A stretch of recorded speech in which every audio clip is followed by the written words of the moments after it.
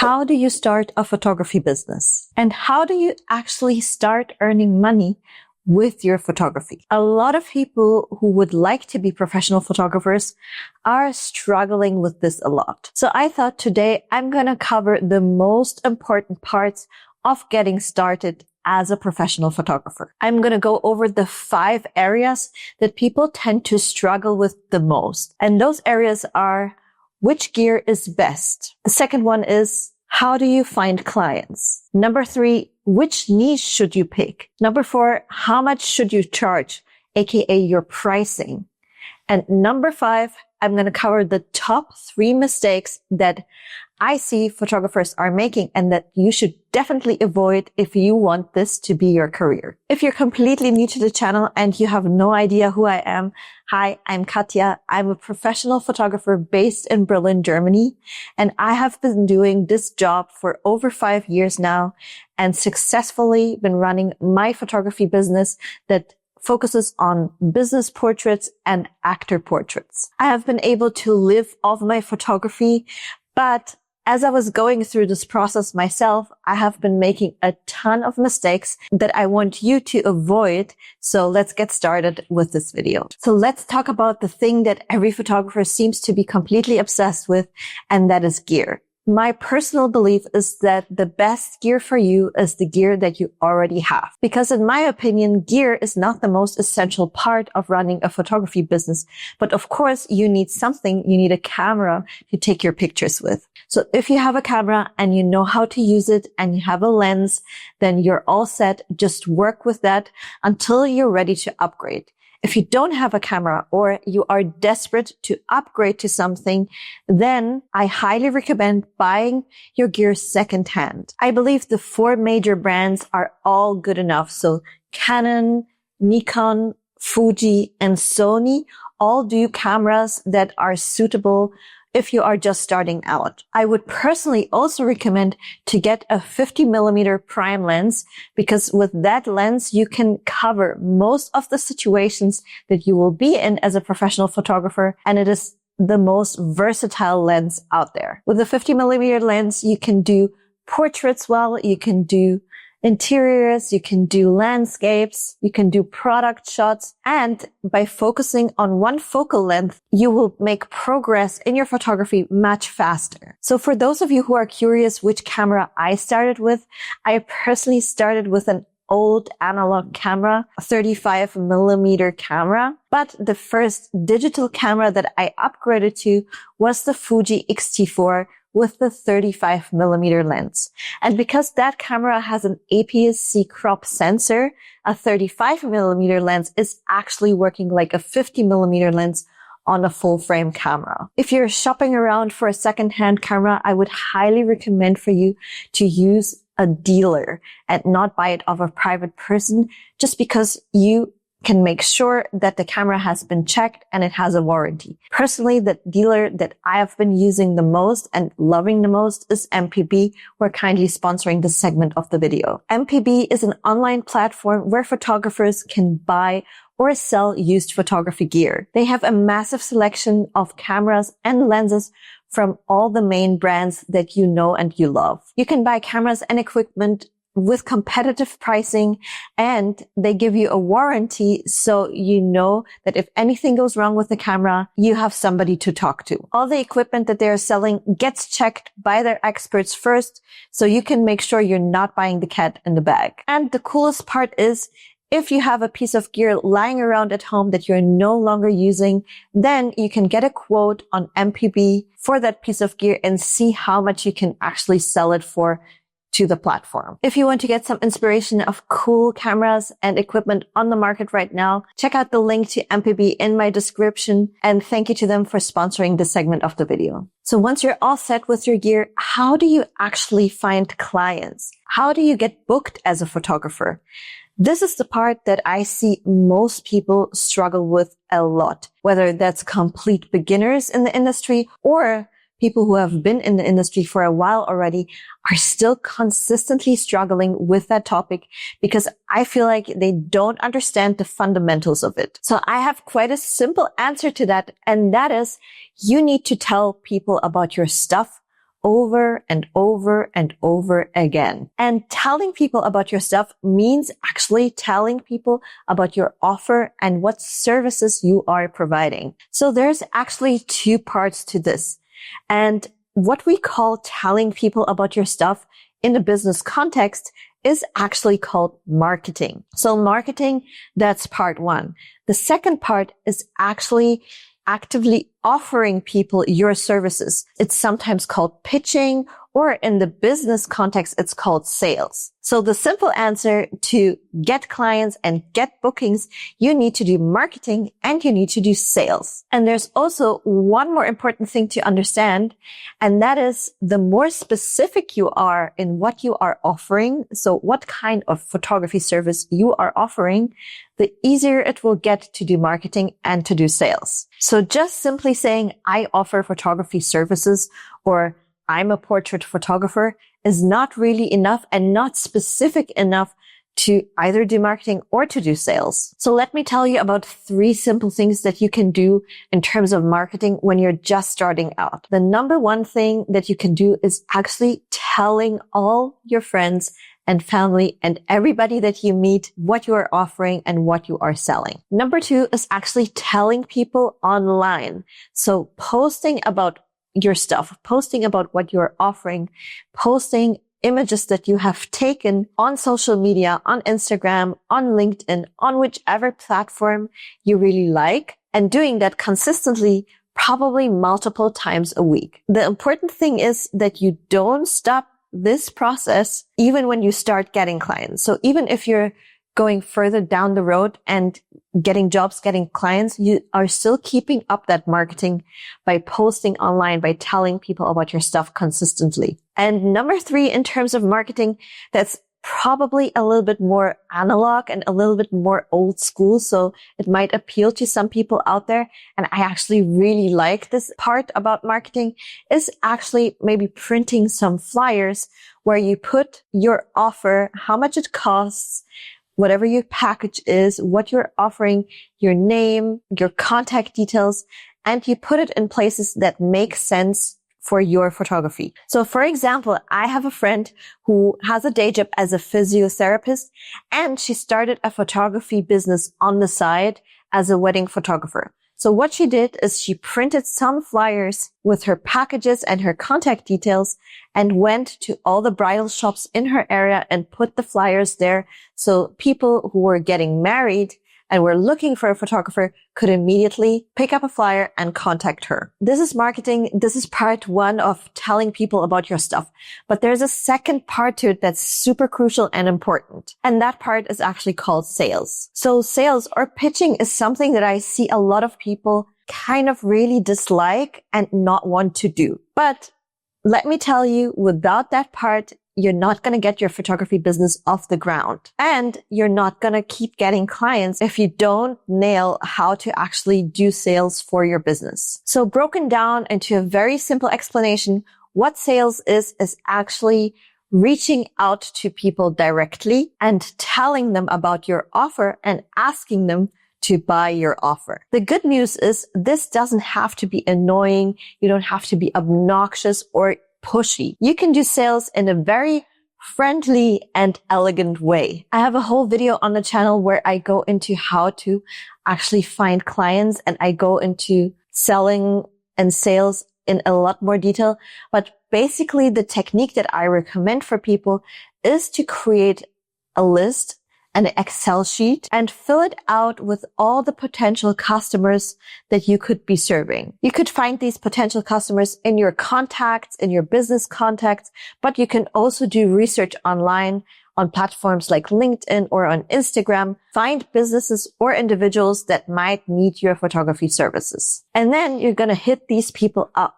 You're going to either write them an email, write them a DM, or call them and explain who you are, what you are offering, and why whatever you are offering could be beneficial to them. And I promise to you, as you practice that process, you will get better and better and better over time, and sales will become so much easier and it is so useful to your business to be good at sales yourself. The sales process will look a little bit different and kind of depend also on the niche that you will be picking. So let's look at what niches you should pick. Before I go on to the next point of pricing, if you're enjoying this type of content, please make sure to like the video and subscribe to my channel so I know I should make more videos just like this one for you. Thank you so much. First of all, the reason why I recommend to everybody to pick a niche is the same thing as to be super specific with your offer. Because when you are in a niche, then people know what to associate with you, what they can book you for, what you will be known for in the public eye. If you kind of offer anything or everything and you try to be in all the niches at the same time, it simply won't work because people will not really know how to categorize you and your business. So I definitely recommend to pick one niche in the beginning and to stick to that niche until you have enough customers and revenue coming in from that niche. And then you can start thinking about expanding maybe into other niches as well, because you have nailed that one niche. My next point of advice in terms of picking a niche is not to pick something super obscure or something that doesn't have a proven track record of making sales. So think about those instances when people book photographers the most. So that could be weddings, events, business portraits, food photography, product photography, baby, newborn, family photography, and pregnancy shoots. Of course, there's also other niches out there, but I think those are some of the most obvious ones that have a proven track record of people making money in that niche. And those niches are accessible to a lot of people out there. Niches like commercial photography, fashion photography, beauty photography require a lot of contacts, a lot of networking, require to be in the right kind of place, like a big city. So those are not super accessible to most of us. I would also say probably the easiest ones to get into as a beginner are kind of photography in the private sector, because most of us know people who are having babies, who are getting married, who need a couple shoot or a pregnancy shoot. So you can start there for sure. Or if you want to go slightly more into the commercial route, go towards businesses. Businesses need photos of the people who are working in the businesses, or they need photos to market whatever that business is selling. So that could be products or food or events. Again, I have a whole video on my channel on the most profitable photography niches out there. So go check that out later if you want to, but just take away from this video that you should definitely pick a niche, and maybe pick a niche that has something to do with you. Either you're super interested in it, or you have some prior connection or knowledge within that niche.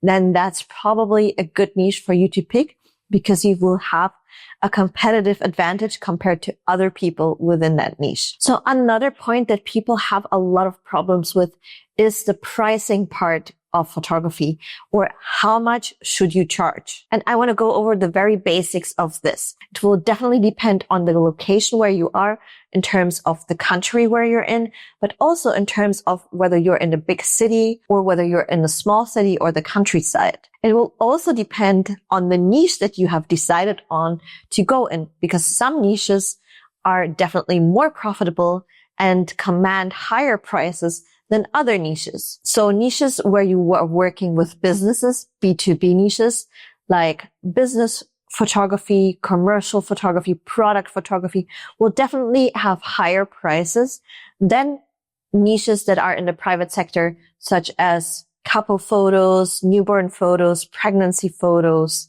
and so on. And then, of course, the price will greatly depend on whatever package you are able to offer to the client. How big is the package? Are you shooting for a full day, for a half day, or are you shooting for only 1 hour? How many pictures are they getting? What usage rights are you including in that package for the client? All of these factors are moving parts of your pricing. But at the very basic level, to understand how to come up with a price, you need to understand that whatever you charge needs to cover your own cost and then make you a profit, because without making a profit, you cannot make sure that your business will keep running smoothly. And when calculating your cost, you'll be looking at things like how much time are you spending on that client? How much time are you spending preparing for the shoot? How much time are you spending on the shoot? How much time are you spending editing the photos and delivering the photos? Are there rounds of corrections? All of that is the cost in terms of your time. Then you have, of course, other costs in your business when running a business. So that might be cost of a website that you have, the cost of your time of doing marketing and sales, the cost of your gear that you are buying. So a good approach is actually to list all of those costs on a piece of paper or in an Excel spreadsheet again, and then figure out what it is that you need to be earning per shoot to actually cover that cost and then make maybe a small profit. Things that can help you with this process are doing your research and maybe contacting other photographers who are working in your area, in your country, in that same niche, and either looking up the prices that they have on their website and their social media, or